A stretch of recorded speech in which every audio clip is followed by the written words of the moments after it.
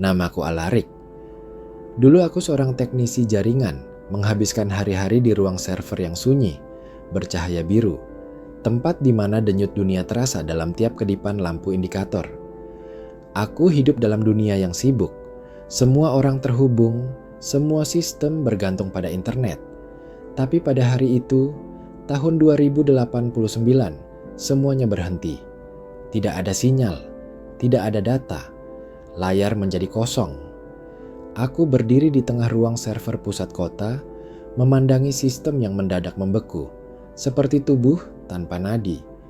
Tidak ada peringatan, tidak ada suara, hanya diam yang begitu pekat hingga aku bisa mendengar detak jantungku sendiri. Beberapa jam setelah jaringan mati, suasana kota berubah drastis. Lampu lalu lintas berhenti berfungsi, ATM tak bisa digunakan, dan orang-orang mulai memenuhi jalanan dengan wajah panik. Aku mencoba menelepon keluargaku, tapi semua saluran mati.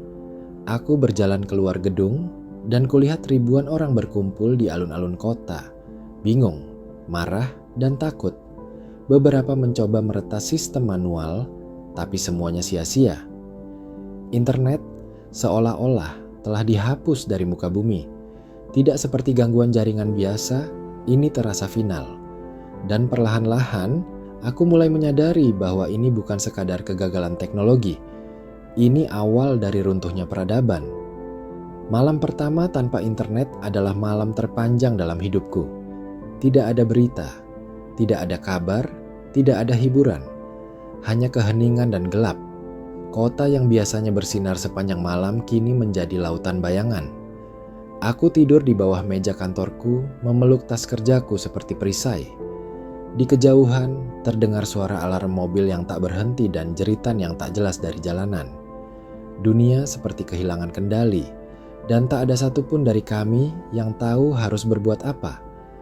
Keesokan paginya, aku memutuskan satu hal. Aku harus pulang.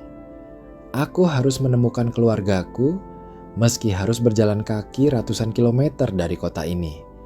Perjalanan pulang bukan hanya soal jarak, tapi soal menghadapi kenyataan baru. Di sepanjang jalan, aku melihat hal-hal yang tak pernah kubayangkan. Orang-orang membakar perangkat digital mereka di tengah jalan, seolah melampiaskan kemarahan pada teknologi yang telah mengkhianati mereka. Toko-toko dijarah, bahan makanan diperebutkan, dan tempat ibadah berubah jadi pos bantuan darurat. Dunia menjadi liar dengan sangat cepat. Tapi di antara kekacauan itu, aku juga melihat sisi lain manusia. Seseorang membagi roti terakhirnya dengan anak kecil yang menangis, sekelompok pemuda menjaga lalu lintas secara sukarela, dan para orang tua mulai mengajari anak-anak mereka menulis surat. Aku berjalan siang dan malam, hanya beristirahat di halte, stasiun tua, dan masjid-masjid yang terbuka untuk siapapun. Tak ada kendaraan yang bisa dipakai, karena BBM juga mulai langka tanpa sistem distribusi otomatis. Di sepanjang perjalanan, aku menulis catatan kecil di buku bekas notulen rapat. Catatan tentang dunia yang hancur tanpa peringatan. Setiap kali aku melihat sesuatu yang menyentuh atau menyakitkan, aku menulisnya. Mungkin suatu hari nanti, seseorang akan membaca dan mengerti apa yang kami alami. Aku merasa seperti pengembara dari zaman lampau, berjalan di tengah reruntuhan peradaban modern. Hari ke-10, aku akhirnya sampai di perbatasan kota tempat keluargaku tinggal. Tapi kota itu tidak lagi sama. Pagar darurat dibangun, pos pemeriksaan dijaga oleh warga lokal dengan senjata rakitan. Mereka takut pada pendatang, takut pada penyakit, takut pada pencurian. Aku harus menunjukkan identitasku, menjawab pertanyaan panjang, dan bahkan diperiksa suhu tubuhku oleh alat analog yang entah dari mana mereka dapatkan. Tapi akhirnya aku diizinkan masuk. Langit senja menyambutku saat aku melangkah masuk ke jalan yang dulu begitu akrab. Tapi kini, rumah-rumah tertutup rapat dan jalanan sunyi seperti kuburan. Aku menemukan rumah orang tuaku masih berdiri, meski sebagian gentengnya hilang diterpa badai minggu lalu. Ibuku menangis saat melihatku berdiri di depan pintu. Ayah hanya mengangguk, diam, tapi aku tahu ia lega. Kami duduk bertiga di ruang tamu dengan lilin sebagai satu-satunya cahaya. Tidak ada kata-kata panjang, hanya kebersamaan yang dulu sering kami abaikan, kini menjadi penghangat di tengah dunia yang membeku. Malam itu, untuk pertama kalinya sejak The Fall, aku tidur tanpa rasa takut. Mungkin, walau segalanya hancur, aku telah menemukan kembali sesuatu yang selama ini hilang. Makna dari sebuah rumah dan arti sebenarnya dari koneksi. 3 bulan telah berlalu sejak aku tiba di rumah. Dunia tak lagi bergantung pada notifikasi, sinyal, atau jaringan.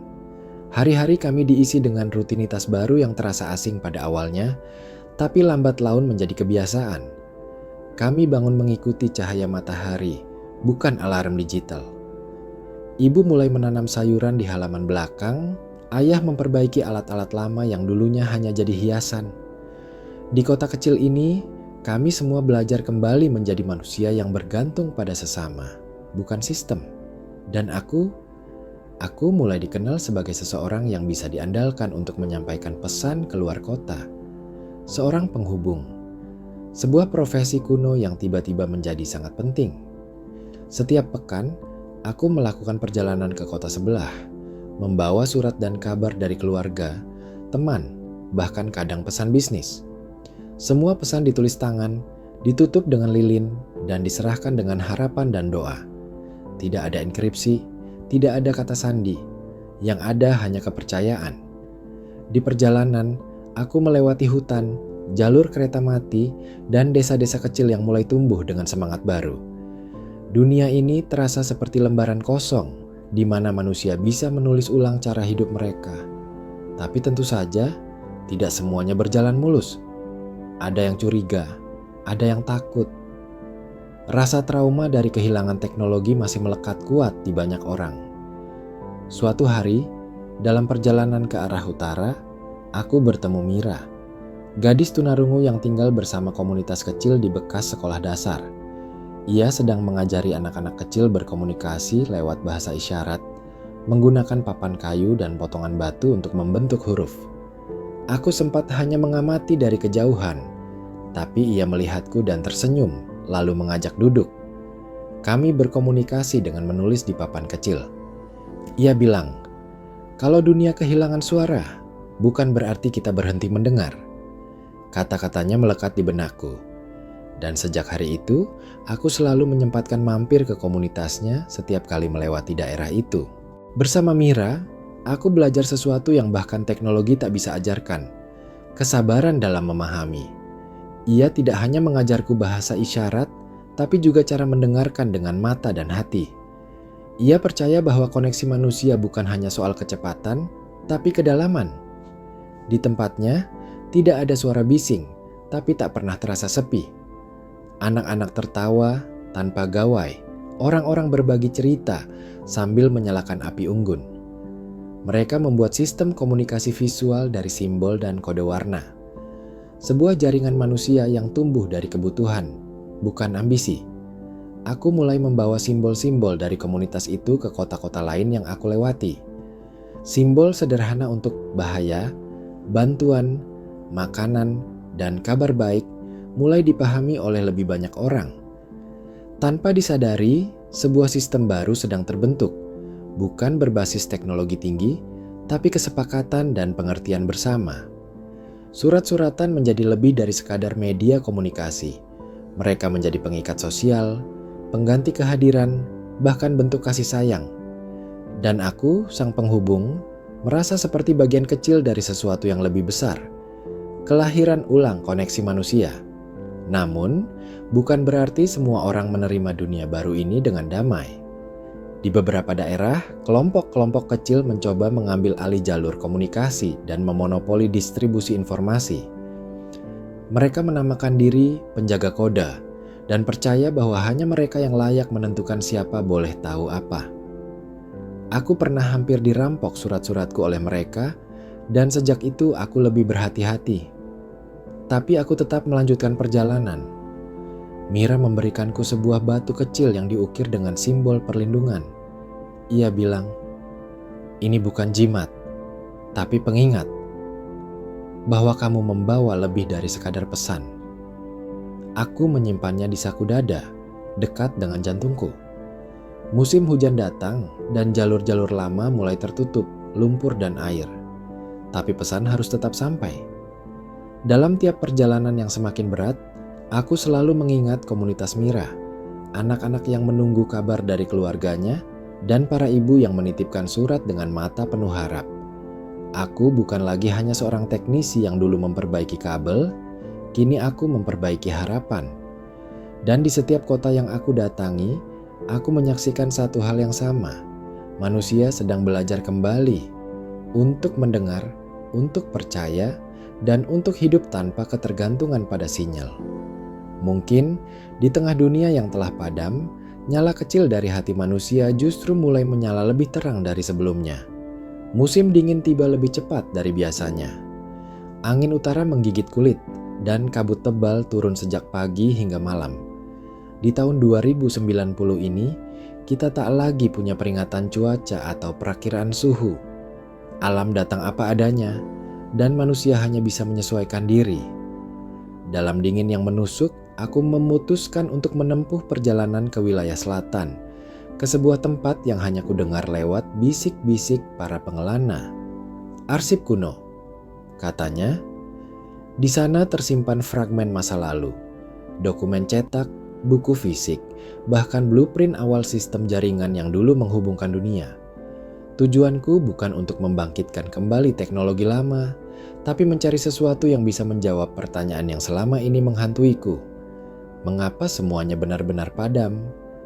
Setelah 2 minggu perjalanan, aku tiba di sebuah gedung tua yang separuhnya runtuh, tersembunyi di balik bukit dan pepohonan mati.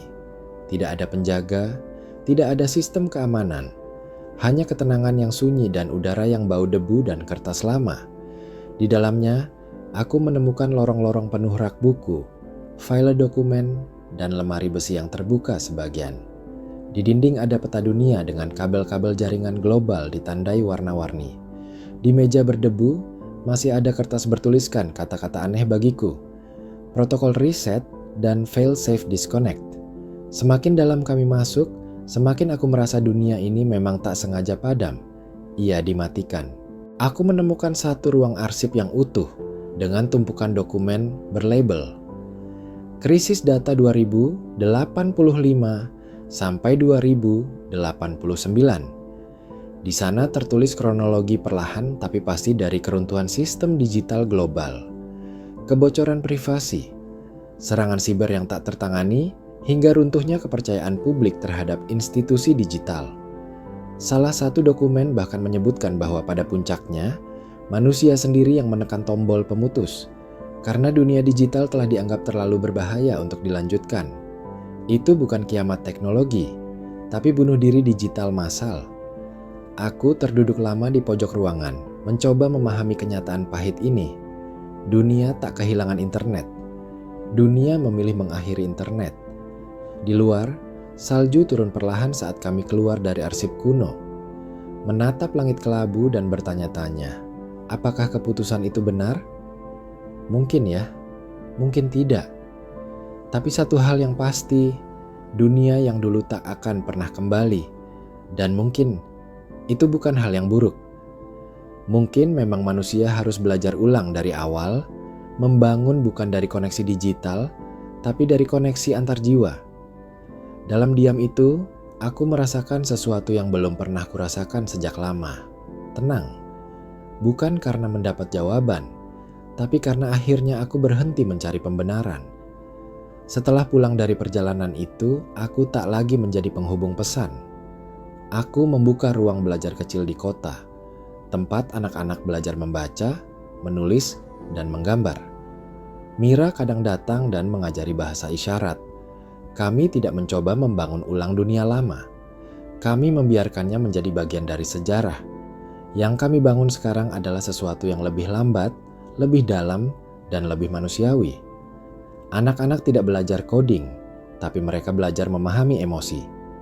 Mereka tidak punya akun media sosial, tapi mereka tahu cara memeluk dan memaafkan. Hari ini, aku duduk di bawah pohon rindang yang dulu hampir mati. Di tangan anak-anak, ia dirawat dan kini kembali hidup. Aku menulis catatan ini di buku kecil yang selalu kubawa, Buku yang dulu kugunakan untuk mencatat kehancuran, kini kupakai untuk mencatat harapan. Dunia tahun 2090 mungkin terlihat lebih sepi dari masa lalu. Tapi justru dalam kesunyian itulah, kita akhirnya benar-benar mendengar satu sama lain. Jika suatu hari seseorang membaca catatan ini, ingatlah, kita pernah kehilangan segalanya, dan dari kehilangan itulah, kita belajar kembali menjadi manusia.